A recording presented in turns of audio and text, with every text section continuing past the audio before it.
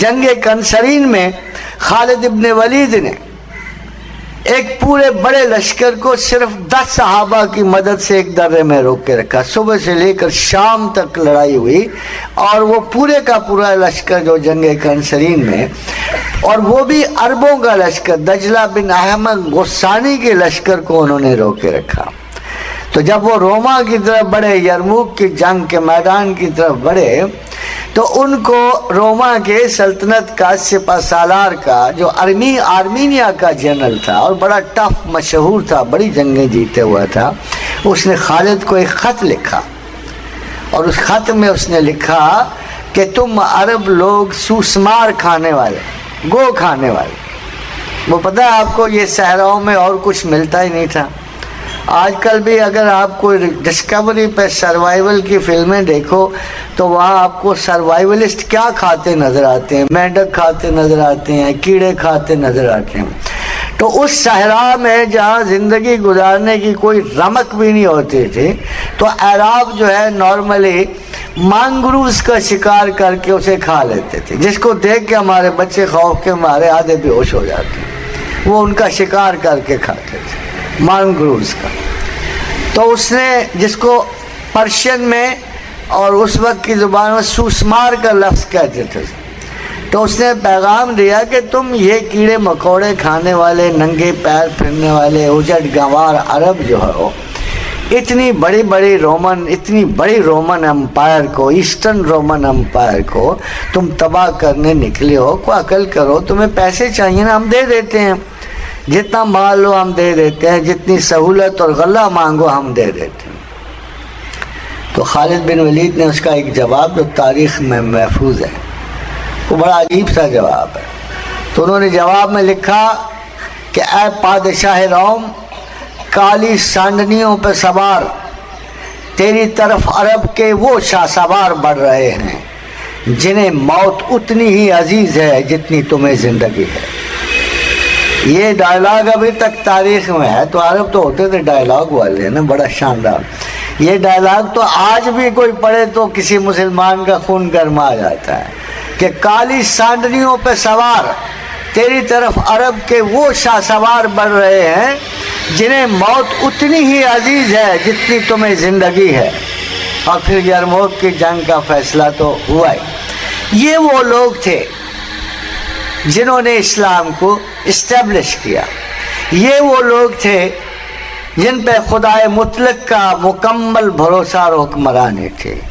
اور خدا کی وہ حدیث قدسی پوری ہوتی تھی، جب کوئی خدا کے لیے جنگ کرنے کے لیے نکلتا ہے تو خدا اس کا ہراول دستہ ہوتا ہے، خدا اس کے آگے آگے چلتا ہے. وہ ایک ہوتا ہے تو خدا دوسرا ہوتا ہے. مگر خواتین و حضرات، بعض چیزیں مقدرات میں اوقات کا پیمانہ بن جاتی ہیں. جیسے میں نے پہلے کہا کہ بنو امیہ سے 2 فاش غلطیاں ہوئیں.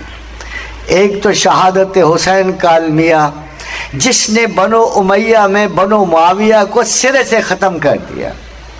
خالی یہ نہیں کہ یزید کو بعد میں کیا محسوس ہوا ہوگا، ظاہر ہے اس بدبخت کو شراب نے فرصت کبھی نہیں دی، اس کو کیا محسوس ہوا ہوگا.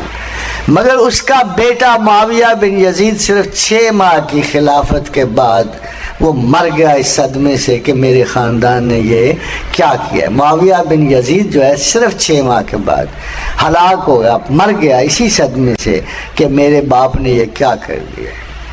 اور دوسرا حادثہ اس وقت پیش آیا کہ جب قتیبہ بن مسلم باہلی چائنا کے دروازے پہ تھا اور سنکیانگ کا محاصرہ کیا ہوا تھا. سنکیانگ میں آج جو آپ کو چینی مسلمان نظر آتا ہے، یہ قتیبہ بن مسلم باہلی کی اس یلغار کی وجہ سے. آج بھی فرانس کے بارے میں، یورپ کے بارے میں جو سب مورخ ہیں یورپ کی مشرق اور مغرب کے، یہ کہتے ہیں کہ اگر امیر عبد الرحمن الغافقی شہید نہ ہو جاتے، وفات نہ پا جاتے، مرض سے شہید نہیں ہوئے طولون کے معرکے میں، تو آج یورپ کے کلیساؤں میں اذانوں کی صدا سنائی دیتی. مگر عین اس وقت جب وہ فرانس میں داخل ہو کے اس کے دارالحکومت پہ چڑھنے والے تھے، اس وقت امیر عبد الرحمن الغافقی کی وفات ہو گئی، اور مسلمان طولون سے آج بھی طولون میں ایک چھوٹا سا قبہ بنا ہوا ہے جسے تل شہداء کہتے ہیں. یہ ان لوگوں کے مزار ہیں جو اس معرکے میں شہید ہوئے. 3 دن کے بعد بھی یورپی افواج کو یقین نہیں آیا کہ یہ مسلمان چال تو نہیں. رات مسلمانوں کا پورا لشکر اپنا سارا کچھ اٹھا کے واپس چلا گیا امیر کی وفات کے بعد. 4 مرتبہ امیر طریف بن مالک لخمی نے، جسے کوہ برانس وہ کہتے تھے مگر آج کل اسے پیرینیز کہتے ہیں، 4 مرتبہ امیر طریف بن مالک لخمی نے پیرینیز کو عبور کر کے یورپ میں مار دھاڑ کی. مگر اور پھر تیسرا واقعہ تو آپ جانتے ہی ہو، محمد ابن قاسم جو ہے ڈیبل کو فتح کرتے ہوئے کہاں تک ہندوستان میں آ گھسے تھے. آج شاید ایک بھی ہندو نہ ہوتا، مگر پروردگار کو جو چیزیں منظور نہیں ہوتی، ان کے ایک بادشاہ نے، اموی بادشاہ نے، امیر سلیمان بن عبد الملک نے، یہ سارا ملت اسلامیہ کا سب سے بڑا نقصان یہ کیا. قتیبہ بن مسلم باہلی کو چائنا سے بلا کر قتل کروایا، بلکہ اب تو اس کی گردن اڑا دی. محمد بن قاسم کو ہندوستان سے بلا کے اسے مروا دیا. موسیٰ بن نصیر کو جو فاتح جرنیل تھا اس کو پابا زنجیر کیا، اور فاتح عالم اس وقت بصرہ کی گلیوں میں بھیک مانگا کرتا تھا. موسیٰ کا انجام یہ ہوا. طارق بن زیاد نے اندلس فتح کر لیا تھا. امیر عبدالعزیز بن موسیٰ کو اس نے واپس بلوا کے سزا دی، اور یہ ایک دم سے جو اتنا بڑا فشار تھا مسلمانوں کا، اتنا بڑا پھیلاؤ تھا، اتنی طاقت سے جو وہ آگے بڑھ رہے تھے، دنیا کے ہر گوشہ تہذیب پر ان کے قدم جا رہے تھے، اس وقت امیر سلیمان کے زمانے میں یہ ساری پروگرس جو ہے رک گئی، ختم ہو گئی. مگر آپ انصاف قدرت دیکھیں، بنو امیہ کا ایک آدمی قتل ہوا، ایک آدمی. 2 بھائی آخر میں رہ گئے. دونوں بھائیوں میں دجلہ کے کنارے عباسی سپاہیوں نے ان کو روکا اور کہا واپس آ جاؤ، تمہیں کچھ نہیں کہا جائے گا. بڑے بھائی نے چھوٹے کو کہا کہ یہ جھوٹ بول رہے ہیں، تمہیں قتل کر دیں گے، میرے ساتھ آگے بڑھتے چلو. مگر چھوٹا بھائی فریب کھا گیا. وہ ساحل پہ آیا، اسے اس کے بڑے بھائی کی آنکھوں کے سامنے قتل کیا گیا. یہ جو بڑا بھائی تھا، خواتین و حضرات، اس سے اللہ کا سلوک دیکھو کہ یہ بربروں کی مدد سے یہ ہسپانیہ کی 800 برس کی مسلمان طاقت کا بانی بنا. اس کو امیر عبد الرحمن الداخل کہتے ہیں. یہ الداخل کے نام سے مشہور ہے، عبد الرحمن اس کا نام تھا. ہسپانیہ میں سب سے بڑی یعنی سلطنت جو 800 برس اسپین کی مملکت پہ مسلمانوں کا غلبہ رہا، عبد الرحمن الداخل اس کا بانی ہے. یہ واقعات کی عجیبیت ہے. ہم حیرانی سے سوچتے ہیں کہ کیا کوئی فرد واحد کس حد تک حکمت عالیہ پروردگار میں دخل دے سکتا ہے، اور خدا کو کیا مقصود ہوتا ہے. جہاں ایک شہزادہ اہل بیت کو بچا کر اس نے زمین پر اسلام کی برکات پھیلا دی سیدنا امام زین العابدین کی شکل میں، وہاں ایک صحیح الفطرت اموی کو بچا کر اس نے ایک نئی حکومت کی بنیاد اسپین میں رکھوا دی امیر عبد الرحمن الداخل کی مدد سے. اور جہاں اتنی زیادہ سب و شتم بنو امیہ پہ ہوتی ہے، وہاں حضرت عمر بن عبدالعزیز کو خلیفہ خامس کہتے ہیں، 5واں خلیفہ کہتے ہیں عمر بن عبدالعزیز کو. تو افراد کے گناہ امتوں، خاندانوں اور قوموں کے گناہ نہیں ہوتے، اور تعصفات کی کوئی بنیاد نہیں ہوتی. یقین کسی بھی دل میں جگہ پا سکتا ہے. ایک دن کسی نے ابو جہل سے پوچھا، شریک بن اخنس نے پوچھا، کیا ابو جہل، اے عمر بن ہشام، تم جانتے تو ہو محمد سچے ہیں، پھر تم نے اتنا بکھیڑا کیوں ڈالا ہوا؟ جس کا لقب ابو جہل تھا، تو شریک بن اخنس اس کا دوست اور ساتھی تھا، اس نے کہا ابو جہل تم جانتے تو ہو کہ محمد سچے، میں بھی جانتا ہوں محمد سچے ہیں، تو پھر یہ اتنا الجھاوا کیوں ڈالا ہوا؟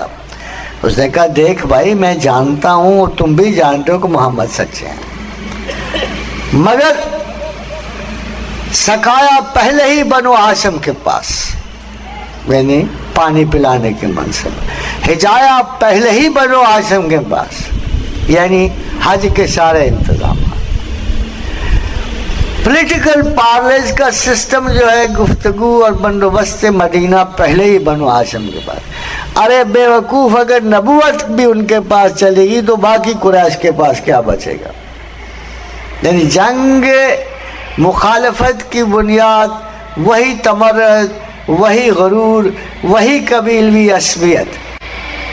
اگر آپ غور کرو تو اس زمانے میں سب سے طویل ترین حکومت اسلام کی ہے۔ کوئی قوم 200 برس رہی، سلطنت روما کا زوال دیکھیے، اخامنشی خاندان کا زوال دیکھیے، فارس کے بخت نصر کی اولاد کا زوال، یہ وہ ہیں جو ساری دنیا کے حکمران رہے۔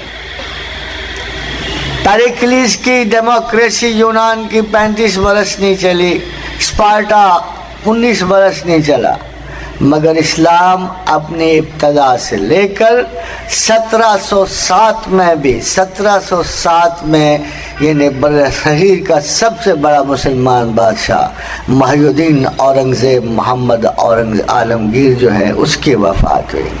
You can calculate the length of the government of the Musalmans, کیونکہ مسلمان کی ایک خاندان کی حکومت نہیں رہی، فرد واحد کی حکومت نہیں رہی، اس لیے کہ کوئی ایک کمزور ہوا تو کسی دوسرے مسلمان نے آکسا دیا۔ حتیٰ کہ معرکہ عین جالوت کے بعد، جہاں مغلوں کے ہاتھ پوری سلطنت اسلامیہ تباہ ہو چکی تھی، ایک دمشق رہتا تھا، اور دمشق میں امام ابن تیمیہ نے اور خواجہ ابوالحسن شاذلی نے، جہاں سارے گروہ ملے ہوئے تھے، اور سب سے بڑے فوجی جرنیل نے، سلطان بیبرس نے، رکن الدین بیبرس نے مل کر ہمیشہ کے لیے مغلوں کو ایک خوف کی علامت بنا دیا، اور اس کے بعد منگول بڑی تیزی سے مسلمان ہونے شروع ہوئے، اور جب بڑی قوتیں عرب کی مغلوب ہوئیں تو اس کے بعد منگولوں نے اسلام کو سہارا دیا۔ منگول گرے تو ایشیائی ترکستان سے اٹھے ہوئے دو بڑے خاندان، ایک برلاس ترکوں نے ہندوستان میں حکومت، ایک طویل حکومت قائم کی، اور دوسرے سلطان ارطغرل کی اولاد نے ایشیا مائنر میں ایسی بڑی حکومت کی جو آج تک زندہ و قائم ہے، اور جس نے یورپ پر نہ صرف قبضہ رکھا، ہنگری، بوسنیا، یہ سارے انہی کے علاقے تھے، بوڈاپسٹ، ویانا، ان کے محاصرے کرنے والے عثمانی ترک آج بھی زندہ ہیں، اور آج بھی یورپ کے کنارے پہ ان کی اسی طرح حکومت قائم ہے۔ خادم و حضرات، کوئی اثر نیا نہیں ہوتا، زمانے عقیدوں سے زندہ ہوتے ہیں۔